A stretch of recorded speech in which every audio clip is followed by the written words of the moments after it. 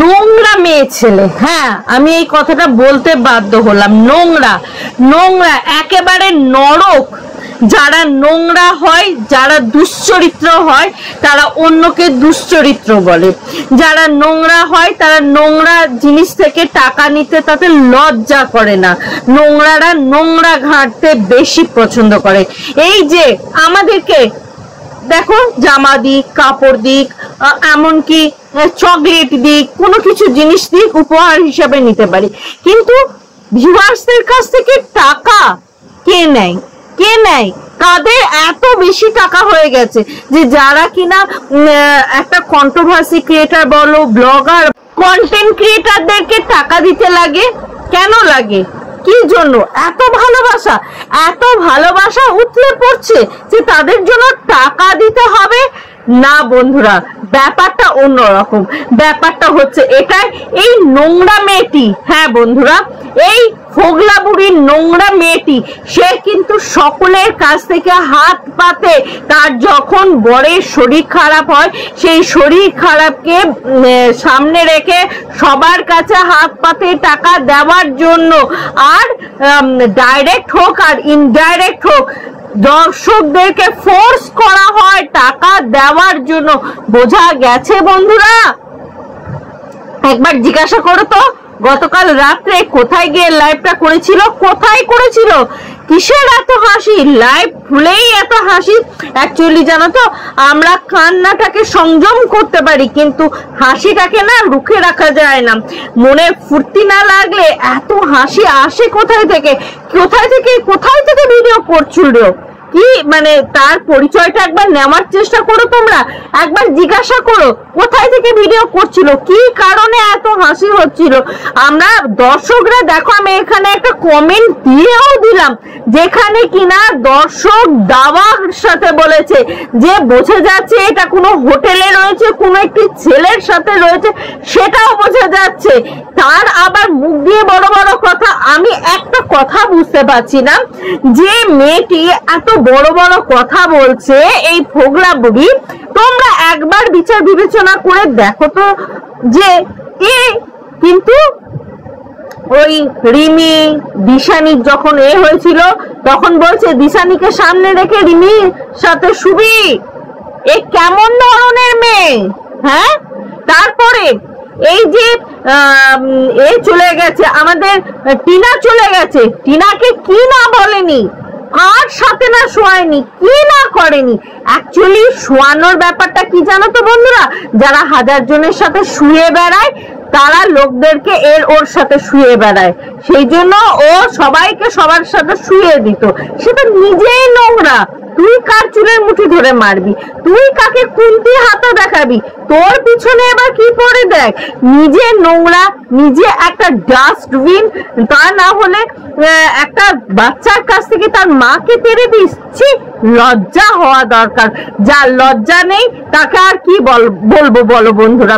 হ্যাঁ বন্ধুরা, এই যে দেখতে পাচ্ছ না তোমরা, এই যে ফোগলা বুড়ি সব সময় টিনাকে ওর সাথে শুয়ে দিচ্ছে। কেন রে? তোর ভাইকে শোয়াতে পারতিস, তখন পীড়িতের ভাই ছিল, তখন শোয়াতে পারিসনি না। কিন্তু একটা কথা তোদেরকে বলে রাখি, খুব ভালো করে কান খুলে শুনবি। তুই যদি কারোর সাথে ওর সাথে শুয়ে না বেড়াতিস না, তাহলে কিন্তু তোর মুখ দিয়ে ওই বারবার একে ওকে শোয়ানোর কথাটা আসতো না। তুই শুয়ে বেড়াস, তোর চরিত্রের দোষ রয়েছে, সেই জন্যই তুই সকলকে শুয়ে বেড়ানোর চেষ্টা করছিস। এটা একটা মেয়ে হয়ে আর একটা মেয়ের জন্য মানে কি বলবো, লড়াই। হ্যাঁ রে, তুই যে বাচ্চাটাকে তার মা হারা করলি, একবারও ভেবে দেখেছিস যে সত্যি তুই সেটা ঠিক কাজ করেছিস কিনা? তুই তো লোকের বাড়ি শুয়ে শুয়ে বেড়াস, না হলে তুই কে যায় বল? কে ব্লগারদের বাড়ি যায়? কেউ যায় না, তুই যাস, একমাত্র তুই যাস। আর গিয়ে গিয়ে এরকম করে সাবস্ক্রাইবার গুলো বাড়িয়ে আনিস। আমরা নিজেরা খেটে নিজেরা তৈরি করেছি নিজেদের জায়গাটা। আমাদেরকে কোনো দাদা বাবু এসে বা কোনো দিদি রা এসে আমাদেরকে এইরকম করে দিয়ে যায়নি, আমাদের চ্যানেলে গ্রো করে দিয়ে যায়নি। আমরা যা করেছি নিজেরা খেটে করেছি। আর তুই যে থালাই খাস সেই থালাই দংশাস। তোর মনে নেই এই যে সুপুকে তুই বুনু রে বুনু, আমার পেয়ারের বুনু, বোন ছাড়া আর বহিন, বোন নয় বহিন, বহিন ছাড়া কিচ্ছু জানিস না, সেই বহিনকেই তুই ছবল মারতে কিন্তু দেরি করলি না। দেখেছিস, তোর কাজই হচ্ছে ছবল মারা, সেই জন্য তুই লোককে ছবল মেরে বেড়াস। দেখ, তোর ছেলের সাথেও তোর হয় না, তোর মেয়ের সাথেও হয় না, তোর তারপরে দেখ, যে ভাইকে তুই নিজের ভাই বলে ডাকলি সেই ভাইয়ের সাথেও তোর হলো না। কারণটা কি বলতো? কারণটা হচ্ছে যে তোর স্বার্থপরতা।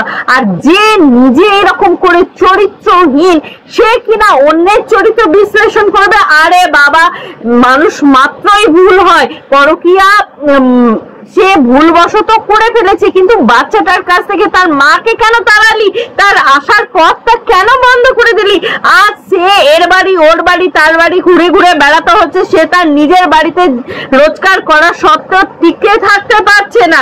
একটা মেয়েকে সংসার হারা করলি, তার সন্তান হারা করলি, এটা কি ঠিক করলি?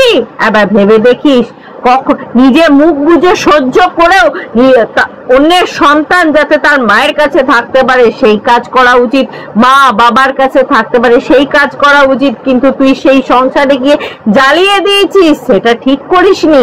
অ্যাকচুয়ালি শুনে রাখ, এরপরে কাউকে যদি শোয়ানোর কথা বলিস না, এই এর সাথে শুয়ে পড়ে, ও ওর সাথে শুয়ে পড়ে, শুয়ে পড়ার কথা কারা বলে জানিস?